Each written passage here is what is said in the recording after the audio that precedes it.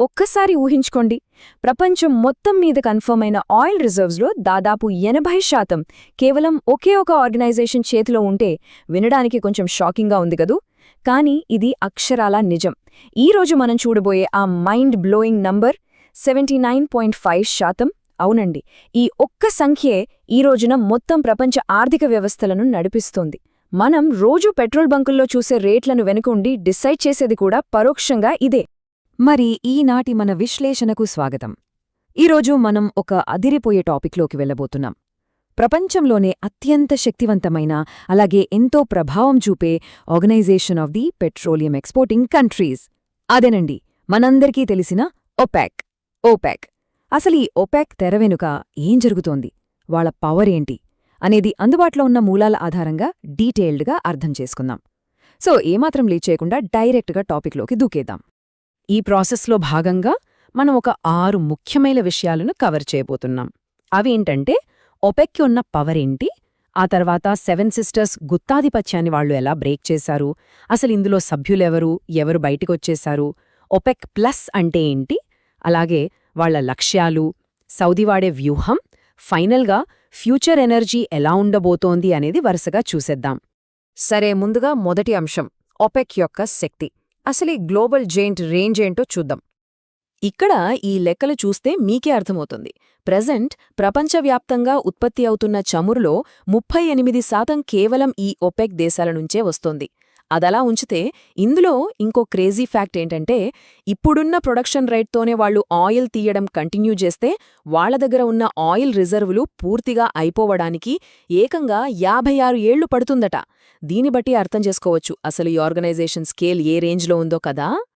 ఇప్పుడు మనం కాస్త పాస్ట్లోకి వెళ్దాం.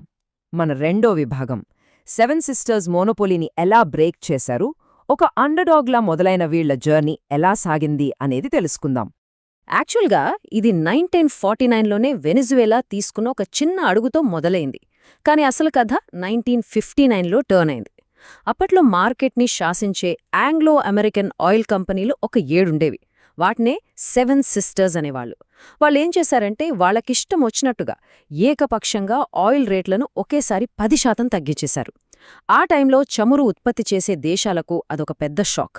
మా వనరుల మీద మాకే పూర్తి హక్కులు ఉండాలి కదా అన్న కసితో 1960లో బాగ్దాద్ వేదికగా ఈ ఒపెక్ అనేది పుట్టింది. ఆ తర్వాత 1973లో వీళ్లు విధించిన చమురు ఆంక్షలు చూసి మొత్తం ప్రపంచం ఒక్కసారిగా ఉలిక్కిపడింది. అప్పుడే వీళ్ల అసలైన పవర్ ప్రపంచానికి తెలిసింది. ఈ 1973 సంఘటనల గురించి మాట్లాడేటప్పుడు అప్పట్లో అల్జీరియన్ ప్రెసిడెంట్ హువారీ బోమడియన్ చెప్పిన ఒక పవర్ఫుల్ కొటేషన్ మనం ఖచ్చితంగా గుర్తుచేసుకోవాలి. చమురు ఉత్పత్తి చేసే దేశాలు తమ ధరల కంట్రోల్ను తమ చేతిలోకి తీసుకోవాల్సిన అవసరం ఎంత ఉందో ఓపెక్ యాక్షన్ మనకు క్లియర్గా చూపిస్తోంది అన్నారాయన. అంటే మన న్యాచురల్ రీసోర్సెస్ మీద మనకుండే సార్వభౌమాధికారం కేవలం ఒక హక్కు మాత్రమే కాదు, అదొక పవర్ఫుల్ ఎకనామిక్ ఆయుధం అని వాళ్లు ప్రూవ్ చేశారు. రైట్, ఇప్పుడు మూడో విభాగంలోకి వెళదాం. మారుతున్న ముఖచిత్రం. అంటే ప్రస్తుతం ఇందులో సభ్యులు ఎవరు ఎగ్జిట్ అయ్యారు, ఈ ఓపెక్ ప్లస్ ఏంటి అనేది చూద్దాం. ఈ గ్రూప్ ఇంటర్నల్ డైనమిక్స్ ఎప్పుడూ ఒకేలా ఉండవండి, ఎప్పటికప్పుడూ మారిపోతుంటాయి. ఈ ఆర్గనైజేషన్ని స్టార్ట్ చేసిన 5 దేశాలతో కలుపుకుని ఇప్పుడు మొత్తం 11 కోర్ మెంబర్ కంట్రీస్ ఇందులో ఉన్నాయి. సౌదీ అరేబియా, వెనిజులా లాంటివన్నమాట. కానీ ఇంకో పక్క చూస్తే అంగోలా, ఖతార్, ఈక్వెడార్ లాంటి దేశాలు వేరే కారణాల వల్ల మాకొద్దు బాబోయ్ అని ఈ గ్రూప్ నుంచి బయటికి కూడా వచ్చేశాయి. అయితే ఇక్కడే ఒక క్రీజీ డెవలప్మెంట్ జరిగింది. 2016 టైంలో అమెరికాలో షేల్ ఆయిల్ ప్రొడక్షన్ విపరీతంగా పెరిగిపోయింది. దాన్ని తట్టుకోవాలంటే మనం కూడా పెరగాలి కదా అని ఒపెక్ ఒక మాస్టర్ స్ట్రోక్ వేసింది. రష్యా, మెక్సికో లాంటి మరో 10 నాన్ మెంబర్ హెవీవెయిట్ దేశాలను కలుపుకుని దాన్ని ఓపెక్ ప్లస్గా మార్చేశారు. సింపుల్గా చెప్పాలంటే గ్లోబల్ ఆయిల్ సప్లై మీద తమ గ్రిప్ని మరింత టైట్ చేసుకున్నారన్నమాట. ఇప్పుడు మన 4వ విభాగం. అసలు వీళ్ల ఆబ్జెక్టివ్ ఏంటి? మార్కెట్ని స్టేబుల్ చేయడమా, లేక ఇదొక కార్టెలా? ఈ డిబేట్ ఏంటో చూద్దాం. ముందుగా ఎకనామిక్స్ ప్రకారం కార్టెల్ అంటే ఏంటో తెలుసుకుందాం. కార్టెల్ అంటే ఏం లేదండి, మార్కెట్లో కాంపిటీషన్ని కావాలనే తగ్గించేసి తమ లాభాలను మ్యాక్సిమైజ్ చేసుకోవడానికి కొన్ని దేశాలు ఒక గ్రూప్గా ఏర్పడటం. చాలామంది పొలిటికల్, ఎకనామిక్ ఎక్స్పర్ట్స్ ఒపెక్ని కూడా ఖచ్చితంగా ఇదే కోణంలో చూస్తారు. వీళ్ళు కావాలనే పోటీ లేకుండా చేసి రేట్లను కృత్రిమంగా పెంచేస్తున్నారని అంటుంటారు. కానీ ఇక్కడే మనం రెండు వైపులా వినాలి కదా. ఒక పక్క ఎకనామిస్టులు ఇది పక్కా యాంటీ కాంపిటేటివ్ కార్టెల్ అని విమర్శిస్తుంటే, ఒపెక్ వాళ్లు మాత్రం దాన్ని గట్టిగా ఖండిస్తారు. అదేం కాదు, మేం కేవలం మా సభ్యదేశాల విధానాలను కోఆర్డినేట్ చేసుకుంటూ, మార్కెట్కు రెగ్యులర్గా ఆయిల్ సప్లై ఇస్తూ, ఇన్వెస్టర్లకు న్యాయమైన రిటర్న్స్ వచ్చేలా చూస్తున్నాం. ఇది మార్కెట్ని స్థిరీకరించే ప్రయత్నం మాత్రమే అని వాళ్లు చెప్తుంటారు. ఇదంతా ఒక ఎత్తు అయితే, వీళ్ల లోపల ఉన్న అతిపెద్ద వీక్నెస్ ఇంకొకటుంది. ఎకనామిక్స్లో ప్రిజనర్స్ డైలమా అని ఒక కాన్సెప్ట్ ఉంటుంది. అది వీళ్లకి కరెక్ట్గా సరిపోతుంది. అదేంటంటే, ప్రతి దేశానికి ఇంతవరకే ఆయిల్ తీయాలి అని ఒక కోటా ఉంటుంది. కానీ మనవాళ్లేం చేస్తారు, ఇంకొంచెం లాభం వస్తుంది కదా అని సీక్రెట్గా ఆ కోటా లిమిట్ దాటేసి మరీ ఎక్కువ ఆయిల్ ప్రొడ్యూస్ చేస్తుంటారు. ఇలా ఒకరికొకరు కోటాలను ఉల్లంఘించడం వల్ల అసలు వీళ్ల మెయిన్ గోల్ అయిన ప్రైస్ కంట్రోల్ అనేది తరచుగా దెబ్బతింటుంది. సరే, ఇప్పుడు 5వ సెక్షన్. ఈ గ్రూప్లో లీడర్ లాంటి సౌదీ అరేబియా వ్యూహమేంటి, ఈ స్వింగ్ ప్రొడ్యూసర్ కాన్సెప్ట్ ఏంటో చూద్దాం. ఈ మొత్తం గ్రూప్లో సౌదీ అరేబియాది స్వింగ్ ప్రొడ్యూసర్ పాత్ర. సౌదీ ఇప్పుడొక పెద్ద మిషన్లో ఉంది. అదే విజన్ 2030. అంటే కేవలం ఆయిల్ పైనే డిపెండ్ అవ్వకుండా తమ ఎకానమీని వేరే రంగాల్లో కూడా డెవలప్ చేసుకోవాలి అనేది వాళ్ల ప్లాన్. మరి ఈ రేంజ్ ప్రాజెక్టులకు ఫండ్స్ కావాలంటే ఆయిల్ రేట్లు ఎక్కువ ఉండాలి కదా. అందుకే మార్కెట్ని స్థిరీకరించడానికి సౌదీ తనంతట తానుగా రోజుకి ఏకంగా 2.2 మిలియన్ బ్యారెళ్ల ఉత్పత్తిని కట్ చేస్తూ వస్తోంది. అయితే ఒకరు చెప్తే ఇంకొకరు ఎందుకు వింటారు చెప్పండి. ఇలాగే ఇప్పుడొక పెద్ద గొడవ జరుగుతోంది.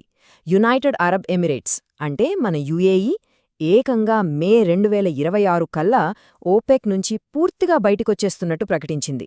దానికి రీజన్ ఏంటంటే, యుఏఈ దాదాపు $150 బిలియన్ ఖర్చుపెట్టి తమ ప్రొడక్షన్ కెపాసిటీని పెంచుకుంది.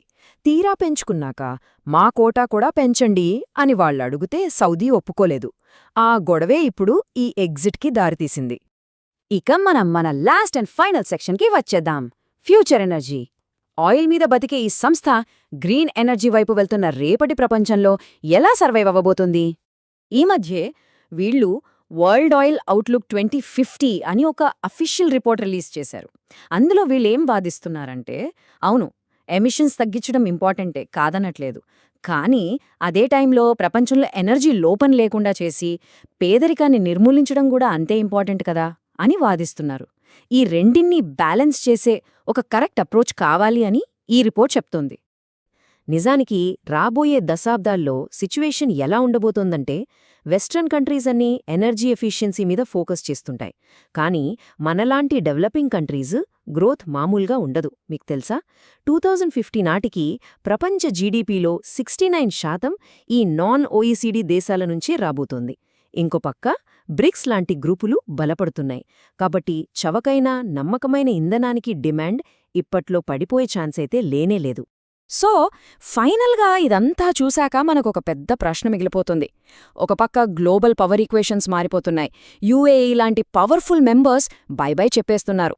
మరి ఇలాంటి సవాళ్ల మధ్య 1960లో మొదలైన ఒక చమురు కార్టెల్ రాబోయే 2050 ఎనర్జీ ట్రాన్సిషన్లో కూడా కీరోల్ ప్లే చెయ్యగలదా? రేపటి ప్రపంచ ఇంధన మార్కెట్ని వాళ్లే కంట్రోల్ చెయ్యగలరా? ఒక్కసారి ఆలోచించండి. ఈ డీప్ అనాలిసిస్ మీకు నచ్చిందని ఆశిస్తున్నాను. మళ్ళీ మరొక ఆసక్తికరమైన విశ్లేషణతో కలుద్దాం.